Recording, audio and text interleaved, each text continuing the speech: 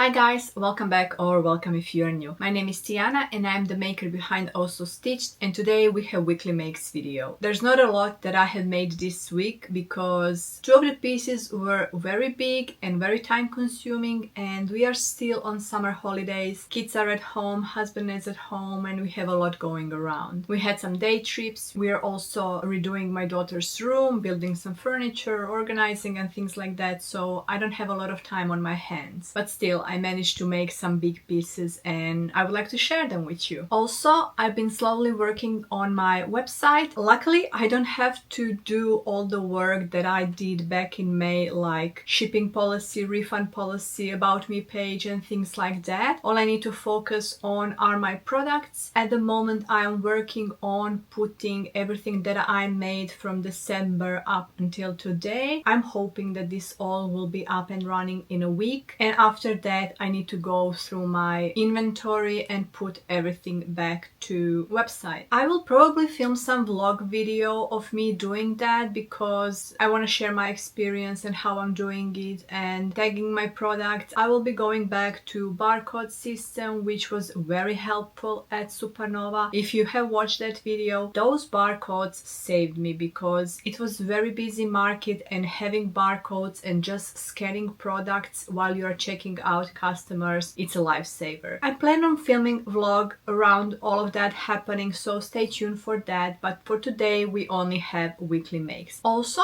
just a quick update, I mentioned that I will be doing again Makers Market this year, which is gonna be a day before Mother's Day, so it's gonna be Mother's Day focused. The organizer asked us to also be focused on Mother's Day's gifts, and last time when I was doing this market I mentioned that I'm gonna go small with one table and only plushes. Well, I changed my mind just because plushes are not Mother's Day focused, and for me to have something for mothers, I need to bring at least my crochet flowers and scrunchies or beanies, things that are not plushes. So I have actually booked again a bigger spot, and the difference between small and bigger spot was only $35, and I thought it was worth because I will be able to have my second table. I know I mentioned that all of my scrunchies are gonna go into donations this year, and yes, this will be happening. I'm left with around 50 scrunchies, and those are like my old batch scrunchies with my old branding, and I really want to get rid of them. So on this market last year I had a great success with scrunchies. Even though I have lowered the price to clearance everything, I'm still gonna make new scrunchies and offer them as a clearance price just because it is a way of me clearancing my fabrics. I have a lot of fabrics that I specifically bought for scrunchies and I want to destash them, and even if I put some time into sewing scrunchies, I am happy to destash that fabric through scrunchies rather than selling them on marketplace or something like that, or even donating it. I think making scrunchies and lowering down prices will also be helpful. The only thing that I will waste is my time, and I'm fine with that. I have not sewn any scrunchies for a year, so I'm really happy to put some time into new scrunchies,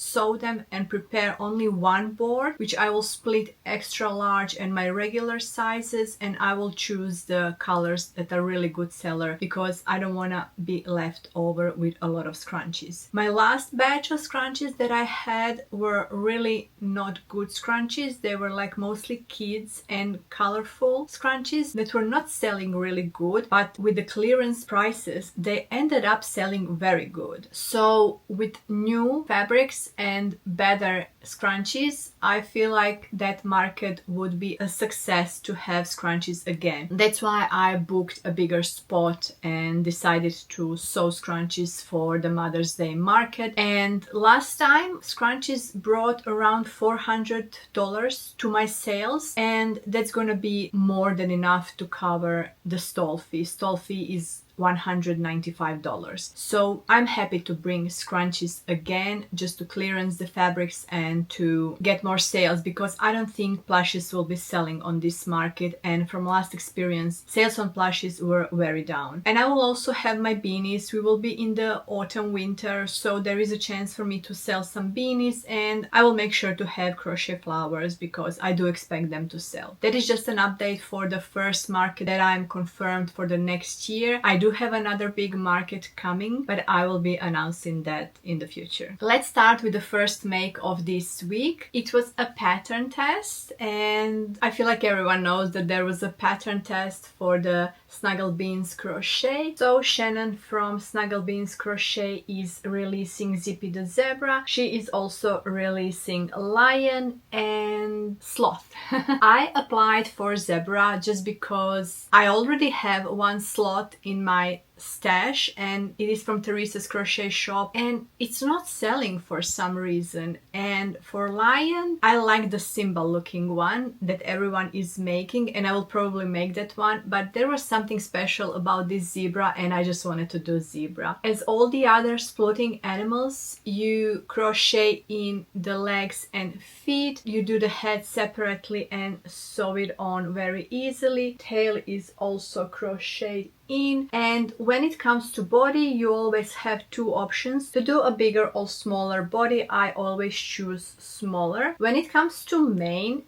you are given two options. There are main parts that you can crochet, and I think you need to sew them on. I didn't check that out. And the ears are also sewn on. And the second option for the mane is to cut the acrylic yarn into, I think, 5-inch strips, something like that, and just thread them through the stitches, and then you comb the acrylic yarn and it gives that puffy, fuzzy, hairy look. But I also had some fur yarn in my stash, so I just decided to do the same technique that she is doing for the acrylic yarn I did for the fur. It was a bit longer when I attached it because I did around 5 inches. I think that was 5 inches. It's in her pattern for the mane, and once it was on, I thought some of the pieces were a bit longer, so I just gave it a haircut. Simple. You can just play after whatever you want to do, and I do think that fur looks so good. You can still see some of these parts are longer, some are shorter. You can do whatever suits you. I did 3 rows of black with only 2 strands and 2 rows of white with only 2 strands. So it wasn't a lot. It was a bit messy because it's fur, you know, once you cut the fur, the fuzz goes everywhere, but it was an enjoyable make. It was a lot because with all of the color changes. Also, this is not in pattern. I did mention her if she wants to put a tip for you guys if you want to do jogless striping, which is what I did. I'm not sure if that is gonna be in final pattern, but I'm happy to link the video that explains the best for me how to do a jogless striping. Here is where I did the jogless striping. You can still see some visible yarn coming through, but there is no jog when it comes to coming from black and white. It is just a straight line, and it is really nice and neat. The color change is happening on the back of the body on one side, so it was very obvious and I didn't want it to be as visible. That's why I went with the jogless striping. Same thing for all the feet. Here you can see the striping. They're on the back, and on the arms they are here in the front. But yeah, that is just an option if you would like to do it. I know for some people it is not necessary or it is time consuming, and not everyone is perfectionist, and I get it. We don't have to be. These are handmade products and they don't need to be perfect. I have issue. I am the problem because I am perfectionist and I just prefer to do it this way. The only thing I think I could have done better are put eyes one stripe down to have them more cinching here. He still looks cute. I did 30 mil sinker eyes. I could have maybe gone to 25 because they are huge. His head is a bit smaller than, for example, Eevee Evolution plushies that I did. All the Eevee Evolution patterns, they do have a bigger head, so 30 mil is not overpowering on those plushies, but I think it is a bit overpowering on this one. So maybe if I have done one round down could be better, or just sizing down the eyes. I still think he looks cute and it doesn't affect the way he looks like, and I really enjoyed making him. It was a lot of work, I'm not gonna lie, especially with striping and also focusing on jogless stripes, but I would totally make this guy again. He can also sit like with any other splooting animals and he is so cute. This pattern will be already out by the time this video is out. The release is happening on 12th of January, and usually when she is having a pattern release, she's also running a sale, so go check it out. If you wanna save some money, go check it out because it's probably gonna be on sale. So yeah, another beautiful splooting animal. There is so much more coming, guys. She has so many plans, so stay tuned for the future splooting animals. And thank you, Shannon, for allowing me to test this cutie. And my next make that took almost a week, and I'm not even sure why I went with this. I was just feeling something different, I guess. I still have a lot of acrylic that I'm working through and I want to destash it, and I was like, let's just make another tapestry. This is my third one. I'm still not revealing the second one because I'm making a special video about that one. I took this photo out of Pinterest and then put it in Stitch Fiddle and technically fiddle with it because Stitch Fiddle is not perfect. Transferring photos in Stitch Fiddle is so annoying and you really have to play with the pixels to make it look nice and good, so it took some time to adjust the photo to make it the way I want it to look like, and in the end I'm happy with the end product. It looks really good. It was a lot of work. I think this is around 60 stitch tall and I think the width was around 50 stitches, so it took over a week to finish this and I'm really happy with the result. I have no plans on continuing tapestry for my market prep. Maybe the smaller ones for the goose I did last time. That was very small. If I were to make anything for market, it's gonna be that size of the goose, but this was just for me for fun. I will be taking this to market. Unfortunately, I will have to price it fairly cheap because material cost for this is very low. It is just the basic acrylic. The only thing that I'm underselling myself is gonna be time. I have not decided yet how much I'm gonna price this. It's gonna be TBD. It's not gonna be pricey just because I want it gone. I had fun making it, but I don't want to store it for the next year. I actually really want to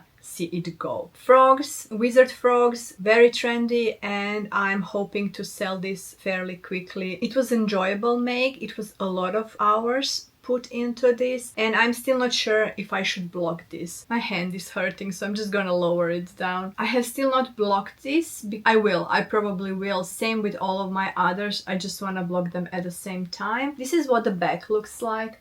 When I'm doing tapestry, I'm doing combination of intarsia and catching my floats. I honestly can't be bothered to make the back perfect because there's no point of doing it. It is just gonna be against the back wall and it's fine. So yeah, this actually took a very long time. It was kind of my palette cleanser and I'm happy I did it. Will I make this again? Probably not. I don't see myself repeating this. It was too much work for how much I'm gonna charge it, but I enjoyed making it, and like I said, if I ever continue doing this for markets, I will probably stick to the smaller ones. And I was already looking into some Pokemons, so if I'm gonna do it, it's gonna be Pokemons because they would probably sell better than this frog. So yeah, this is one of the projects that I have finished this week. It took such a long time. I forgot to mention this is done with 5mm hook and this is Spot Saver 10 ply. If I were to go into more details, I would have to lower down to 8 ply and do it on a 4mm hook, and that would produce smaller projects, but time-wise it would still take the same amount of hours. I have a full box of cotton that I initially bought for the purpose of making tapestry. I never got to make it with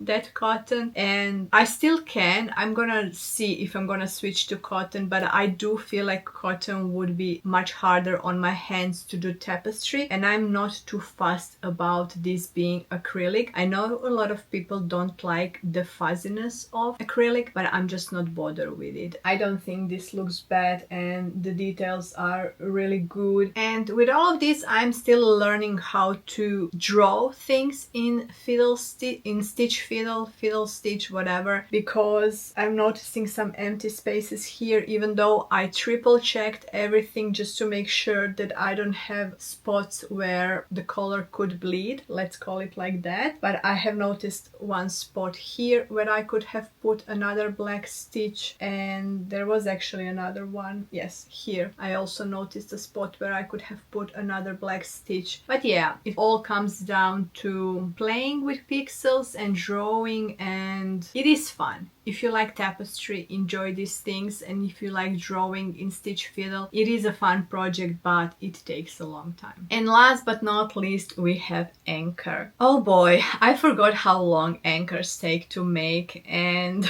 it took me 2 days, like literally 2 whole days of work, and I'm happy. I'm not gonna lie. This is my second large one, and I was very much inspired by Mel from Hey It's Mel B. She is also from Sydney, and she is a YouTuber bigger than me. So if you are following me, you have probably heard of her. So yes, I was inspired with Mel, and she also told me that she was inspired with my anchor because she watched one of my videos and saw this anchor. So in comparison, this is made from Spotlight mill ends, and this is made with original Bernat blanket, maybe Bernat baby blanket. I did not check the label, and there is an obvious size difference. I was surprised. I'm not sure if I was a looser crocheter with this one and maybe tighter with this one, but there is a huge difference in sizes. When it comes to tentacles, they are the same length. There is no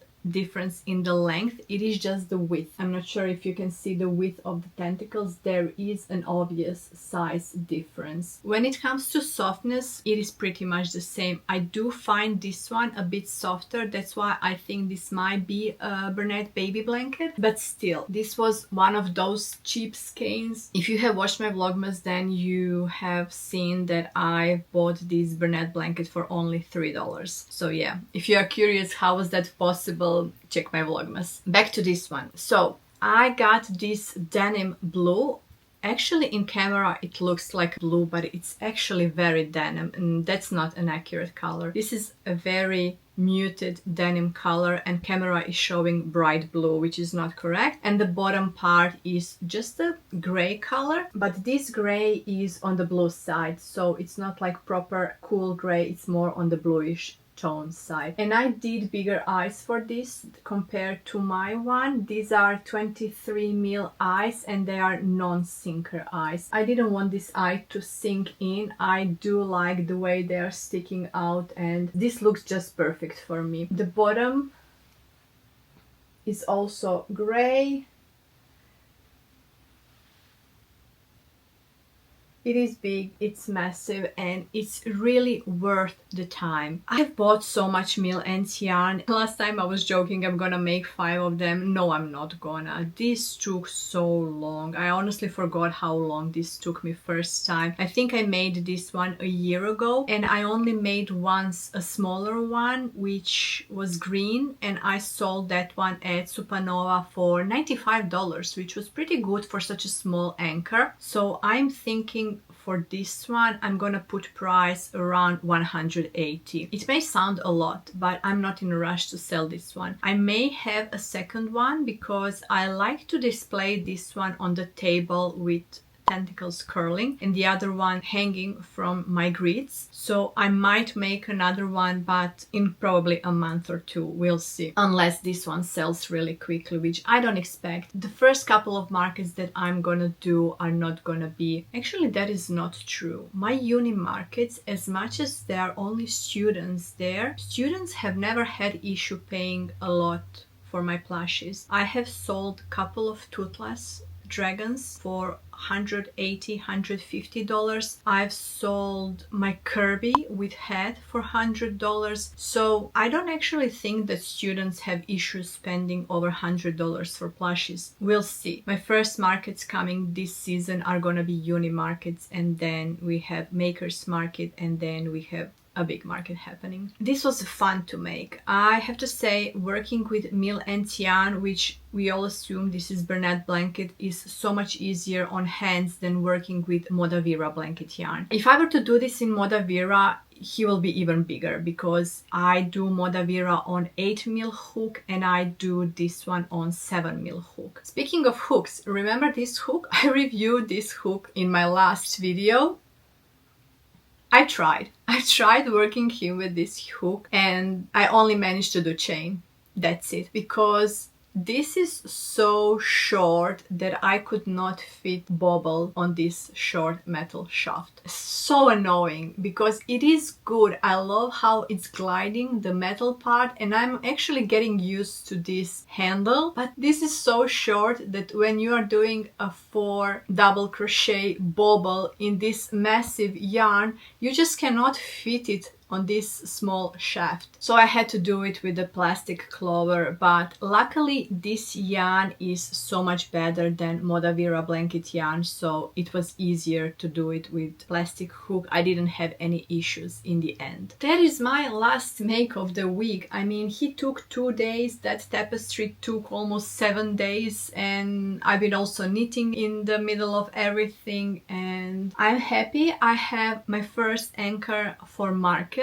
This one is never gonna be sold. This is mine forever, and this one is the first one that is gonna go on the market. I'm gonna make a smaller one just so I can have a size comparison, but honestly I prefer the look of the bigger one. The smaller one, I think the tentacles are half the size if I remember correctly, and the body shape is a bit out of proportion. The body shape is a bit smaller, so it looks weird, but still I managed to sell it, and I don't think customers notice those things. And also I need to make another Mama Stingray because that was a big showstopper for me. I had that Mama Stingray for a couple of markets and I sold it at Supernova again. I sold it for $95, but I was offering Mama Stingray with baby in the mouth. I also noticed Teresa from Teresa's Crochet Shop. She has sent an email that she had that pattern updated, but since I bought it on Etsy, I need to buy a new pattern, which I'm not planning to do because I'm just gonna stick to the old pattern and continue working stingrays as I did. So yes, I definitely need Mama Stingray. I forgot to mention the pattern is by Humble Child Co. I bought the bundle with big and small one, and I bought it last year, so I paid it around 23 Australian dollars for it, which is not too bad. I do think it is worth buying those bigger patterns in bundles because you would be paying so much more if you're buying only one. I'm actually thinking of buying Hugo the Humpback Whale. I regret not buying it during Black Friday sale because that pattern is $27 and during Black Friday sale it was only $20. So I regret not buying it, but I would like to make both small and big Hugos, so I will probably be buying that pattern and making the whale too, because just for fun. I really enjoy making bigger plushies, and now that I have all of this Mill Ends yarn, which really puts down the cost of yarn, I would like to make a couple of more of these bigger plushies, like I said, Mama Stingray and Hugo the Whale. So I really enjoy making bigger projects rather than smaller tedious market makes. So yeah, I'm looking forward to making all of those new patterns, new to me. And that is it when it comes to this week's makes. Only 3 projects finished, but I do have a small yarn haul. I mean, it's not small, it was very much unexpected. Like I mentioned, we are decorating our daughter's room, we are changing furniture for her. She just turned 16 and we are changing the room. She had child room ever since we arrived to Australia, which was 7 years ago, and now that she's teenager, we just wanted to change it a bit for her. And then we went to IKEA, and then I asked my husband, there is a spotlight only 10 minutes from IKEA, can I just run in and out just to check if there are any mill ends available? And oh my god, I did not expect to find 12 bags of meal ends. There was more. I didn't clear the store, don't worry, I left some. I could only carry 12, and I was like, that even 12 is a lot, and some of the colors were already the colors I had in my stash. But I was so happy because last time during Vlogmas, if you have watched me, I have gone for a 4-hour trip in the inner west of the Sydney to find 13 bags amongst 4 spotlights. And this time I managed to find 12 bags in only 1 spotlight. That's like winning a jackpot. That was amazing, and I was so happy because I got some good colors. And I'm just gonna quickly show you everything I got. For the most of the colors I got 2 bags. There's a couple of colors that I only got 1 bag. Look at this massive pink. This one ball was actually 1 bag, and I got 2 bags of this pink. You can never go wrong with pink. There is so much use for this pink, and I'm happy I managed to find Bernette blanket for only $10 in this beautiful color. Another off-white. I do already have 2 bags of this color in my stash. I bought another 2 because you can never go wrong with the white color. We are coming to Easter, and I will be making chicken eggs from this off-white. It's gonna be perfect for eggshell. And then also I got 1 bag of this. It is still off-white but more yellowish. Camera is not doing it the justice. You can see compared to the off-white. So this is not bright white, this is off-white, and then this is even more yellowish, more like cream. So I got 2 bags of this and 1 bag of this yellowish, and I was actually happy to find yellow. This yellow looks a bit, on camera it's more yellowish, in real life this is more the real life color. It's more muted yellow, but it's gonna be perfect. These 2 colors are gonna be perfect for chicks in eggs, and I need to start making those because Easter is coming really soon. And it doesn't have to be Easter because I've been selling chicks in eggs throughout the whole year, and I'm completely out of them, and I need to make more. I think this is Bernette Mystical. I don't remember if I have ever worked with Bernette Mystical, not that I have known, because we still don't have labels on mill ends, but this color was very interesting. This is more like reddish, copperish. I think it looks more reddish on camera and orangey. Let me see. Camera is blowing everything. I don't think you can tell the proper color of this. It's more muted than the camera is showing, like bright. I was thinking maybe loaf cats. I think I could even make a fox out of this. It is more on the red side, like a red panda color, but I will definitely find a use for this. It can easily be loaf cat. So I got 2 bags of this color. This was 1 bag, like this massive ball was 1 bag, and I got 2 bags of this. I'm seeing snakes, anchor would look great in this color, or maybe even whale, I don't know, but I just couldn't pass it. I mean, guys, whatever colors you find in mill ends, you gotta get them. They're such a bargain that I was not leaving them there. And last but not least, this is the first time I actually saw a whole bag with 2 different colors, so I was like, okay, that's fine. So 200 grams for each color, why not?